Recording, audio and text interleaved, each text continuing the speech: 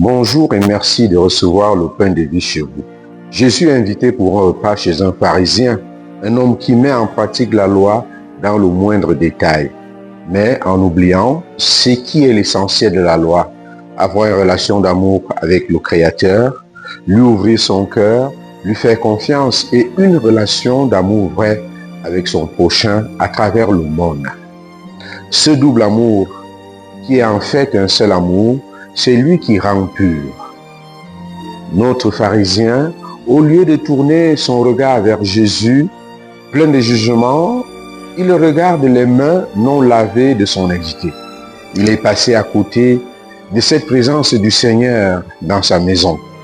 Oui, Jésus profite alors pour faire une leçon sur la pureté intérieure, pour lui faire une leçon sur la pureté intérieure. Ce qui compte pour Jésus, c'est le cœur, la vérité de notre intérieur. Et que la pureté ne peut pas s'arrêter aux apparences. Le cœur de l'homme doit être purifié.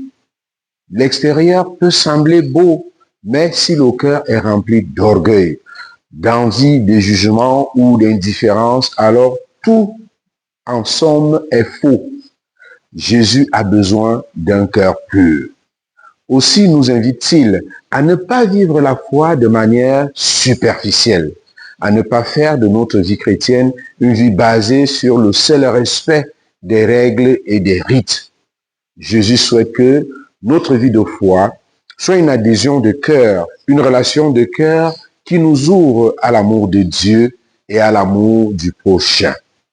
Cet évangile que nous écoutons nous invite à vivre une foi vraie, libérée des apparences.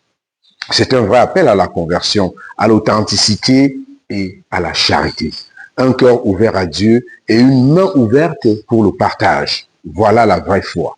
Il nous faut alors faire un choix radical, celui de vivre selon l'évangile qui sauve au lieu de se laisser enfermer dans l'apparence et l'oubli de Dieu. C'est un message exigeant, mais plein de lumière, parce que l'évangile est une force vivante, une puissance de Dieu, comme le dit Saint Paul dans l'Épître aux Romains. Romains 1, verset 16. En effet, chaque fois que nous l'accueillons, l'évangile, chaque fois que nous l'écoutons dans la foi, il agit dans notre vie. Il féconde notre vie, il transforme notre vie. Laissons-nous toucher par l'évangile. Laissons-nous rejoindre par cette parole de Jésus, Jésus qui veut nous sauver à partir de la parole, pour que nous puissions faire une propriété intérieure qui donne un aspect extérieur, qui reflète ce qui habite notre cœur. À tous et à chacun, nous souhaitons une très belle journée.